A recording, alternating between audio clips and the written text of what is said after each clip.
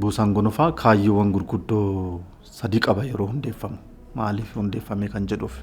Kaayyoon inni gurguddaan aadaa fi duudhaa wal gargaarsaa uummanni Oromoo qabu akka dagaagu, akka cimu, akka sirna godhatu gochuudhaaf jechuudha.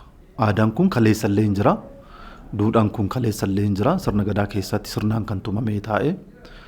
Haa ta'uti ammatti immoo hammayyeessuudhaan sirnatti gochuudhaan inni sun akka cimee rakkoo namtolchee fi rakkoon uumamaa yoo qunname akkuma aadaa kaleessaa wal gargaaru sanitti akka wal gargaaruuf isa kana cimsuudhaaf tokkoffaa.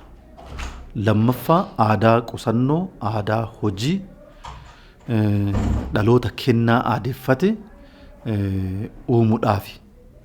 Kana jechuun hojii gargaarsaa qofaa miti kan hojjennu jechuudha. Tokkoffaa aadaan hojii akka cimu. Uummanni ijoollummaa isaatirraa jalqabee aadaa hojii akka dabalachuu danda'an, akka qusannaa akka baratan, aadaa kennaallee akka barachuu danda'aniif. Sadaffaa fi baay'ee murteessaa kan ta'e namni baay'een kan beeku naannoo keenya keessatti rakkoon namtolchee fi rakkoon uumamaa akka hin uumamne gochuu. Yoo uumame immoo uummata hirmaachisuudhaan, uummata qindeessuudhaan rakkoon isaan qunname san keessa akka bahan, akka ijaaraman, deebisanii akka utubaman gochuudhaaf kaayyoo kana galmaan gahuudhaaf buusaan gonofaa kan hundeeffame jechuudha. Buusaan gonofaa egaa hundeeffame booda immoo maal hojjetee haga ammaatitti kan jedhu dhimmootii gurguddoo jalqaba irratti waa'ee buusaa gonofaa kana hubachiisuudhaaf hojiin guddaan hojjetameera jechuudha. Sadarkaa naannoorraa hanga sadarkaa gandaatti maalummaa buusaa gonofaa, kaayyoo buusaa gonofaa, hojimaata buusaa gonofaa, barbaachisummaa buusaa gonofaa maaliif jechi kun wal to'ine waan ta'eef bakka hundatti namni buusaa gonofaa jechuun maal jechuudha.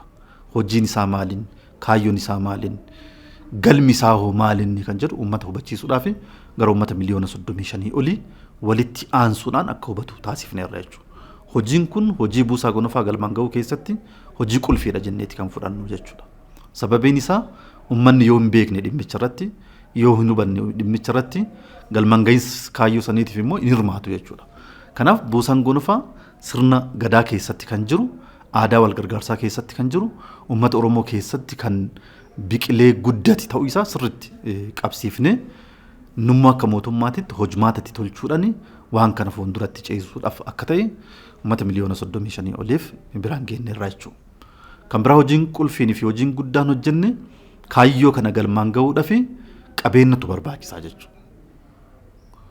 Kaayyoon kun qabeenyaan galma gahaa jechuudha.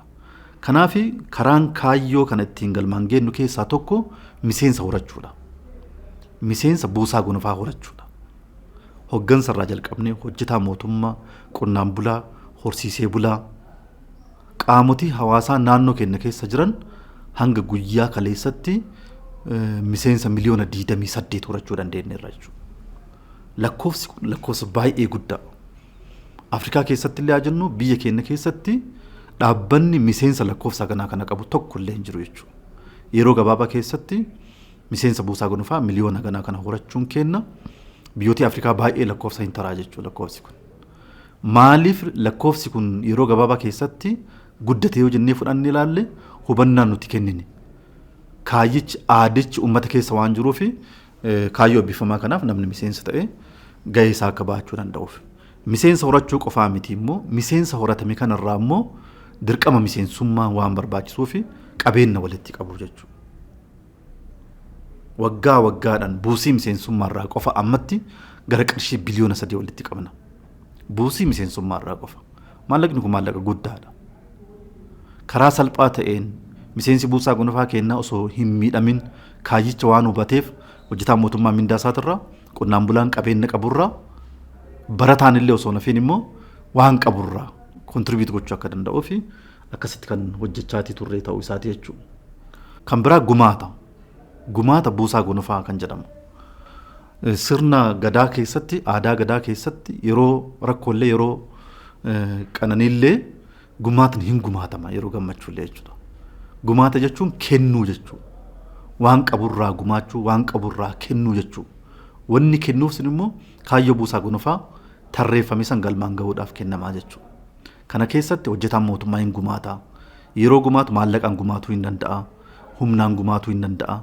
beekumsaan gumaatuu hin danda'a, bifaan gumaatuu hin danda'a, horii kennuu danda'a, sangaa kennuu danda'a, midhaan kennuu danda'a, maallaqa kennuu danda'a jechuudha. Kanaaf waggaa keessatti gumaata buusaa gonofaatirraa immoo qarshii biliyoona 2.5 walitti qabna waggaa waggaadhaan pilaan kan ta'u kana walitti qabnaa jechuudha. Sadaffaa fi baay'ee murteessaa inisheetivii guddaa mootummaan naannichaa fudhate karaa buusaa gonofaatii fi kan biiroo barnootaatiin raawwatamu dhimma nyaata barataa wajjin wal qabatu. Bara 2015 gara dhumaati irratti inisheetiviin kun kan dhufe hojiin kun buusaa gonofaa Oromiyaatii fi biiroo barnootaa wajjin ta'uudhaan barattoota naannoo keenya keessa jiran keessattuu barattoota sadarkaa tokkoffaa guyyaatti al tokko waggaatti guyyaa 176 nyaachisuudhaaf kan karoorfame jechuudha.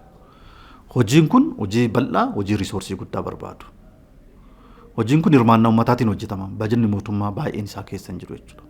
Kanaaf maatiin barattootaa ganda isaa keessatti, mana barnootaa isaa keessatti barattoonni dhufanii baratanii guyyaatti al tokko akka nyaachuu danda'aniif qonnaan bulaan keenya, horsee bulaan keenya, abbootiin qabeenya naannoo san jiranii waan barattoota kanaaf gahuu danda'u walitti qabamni jechuudha. Qabeenya guddaatu walitti qabamaa jechuudha. Kanaaf bara 2018 keessatti barataa miliyoona 7,070 nyaachisuudhaaf kan karoorfanne. Barataa kana nyaachisuudhaaf waggaatti midhaan kuntaala miliyoona 2.8 barbaada. Maallaqatti yoo jijjiirre gara qarshii biliyoona 8.9 olii barbaada jechuudha. Guyyaa 176 nyaachuu qabanii jalqabbiin jiru gaariidha. Garuu asirratti harcaatiin tokko jira. Manneen barnoota hunda keessatti akkaataa jedhamuun nyaachisuu irratti hanqinni jira. Qabeenya nyaata barataatiif barbaachisu yeroo barbaachisu keessatti walitti qabuun rakkoon tokko hin jira jechuudha. Kuni godinaa fi godinatti, magaalaa fi magaalatti, mana barnootaa fi mana barnootaa jidduutti garaagarummaan hin jira jechuudha. Risoorsiin kun guddaa waan ta'eef rakkoo kana furuudhaaf kallattii mootummaan keenya nuuf kaayatu jira jechuudha.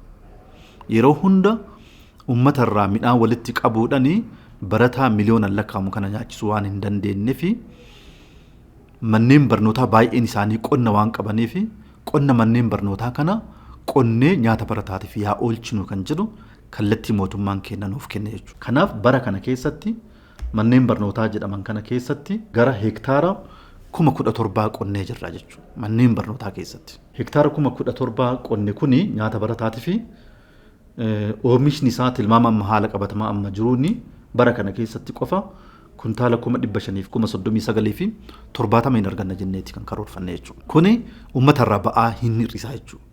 Ba'aa hin buusaa jechuudha. Fuulduraaf manneen barnootaa lafa immoo hin qabne yoo jiraatani ganda san keessatti lafti jiru barbaadamee nyaata barataatiif akka ooluu danda'uu fi kan hojjetamu ta'uu isaati jechuudha. Kuni hojiiwwan gurguddoo hojjechaati jiru. Gama biraatiin hojiin gurguddoon hojjechaati jiru dhimma qonna wajjin wal qabatu. Buusaan gonofaa ajandaa gargaaramummaa irraa gara oomishtummaa jedhu galmaan gahuudhaa fi miseensa horachuudhaan gumaata walitti qabuudhaan qofa waan milkaa'uu miti jechuudha. Karaan ittiin milkaa'uu danda'u hojiiwwan adda addaa keessa galuudhaan jechuudha. Hojiiwwan adda addaa keessa galu keessaa tokko qonnaa jechuudha. Qonni kun bakka lamatti addaan qoodama.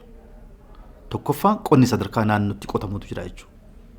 Bajeta sadarkaa naannootti qonna qotamutu jira jechuudha. Qonni sadarkaa naannoo bara kana keessatti hektaara 3,700 fi 30 qonne godina Baalee keessatti, Baalee Bahaa keessatti, godina Baalee keessatti, godina Wallagga Bahaa, Jimma, Bunnoo Baddallee keessatti lafa hektaara ganaa kana qonnee jirra. Oomishni irraa hin arganna jennee ammatti qabanne gara kuntaala 100,000 fi 30,000 fi 500 argachuu hin dandeenya jenneeti.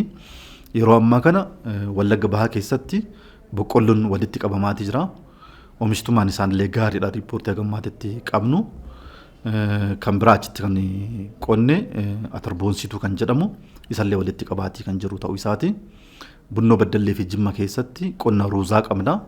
Inni sunillee walitti qabamaati kan jiruu fi oomishni isaallee fooyyee kan qabu ta'uu isaati rakkoo tokko illee qabaatu naannoo kanarratti. Kan biraa qonni waliigalatti sadarkaa aanaatti qotamutu jira jechuudha. Qonna sadarkaa aanaa, sadarkaa godinaatti kan qotamu gargaaramummaa irraa gara oomishtummaa kana galmaan gahuudhaa fi karoorri nuuf kenname jira jechuudha. Karoorri nuuf kenname kuni gara hektaara 43,581 nuuf kenname jechuudha. Asirratti rakkoon tokko tokko hin jira jechuudha. Lafti nuuf kenname kun lafa guddaadha. Hanga ammaatitti garuu kan qonnee amma oomisharraa hin arganne jennee yaadnu gara hektaara 4,700 jechuudha. Rakkoon kun maal inni tokkoffaa lafa gahaa argachuu dadhabu. Lafti argame illee immoo bakka oomishaa ta'uu dhabuun kun hin jira. Oomisha dhuftu keessatti garuu fooyya'insi guddaa hin mul'ata jenneeti kan ilaallu jechuudha.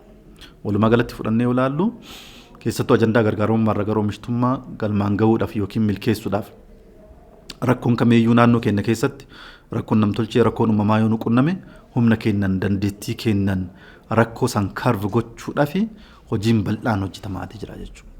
Hojiin kun hoggansi olaanaa mootummichaa, hoggansi olaanaa paartii keenna fi hoggansi waliigalaa buusaa gonofaa hojii kanaaf xiyyeeffannaa olaanaa kennine hojii hojjechaa jirra. Hojii hojjenne kanaan immoo bu'aa gurguddoo argannee jirra jechuudha.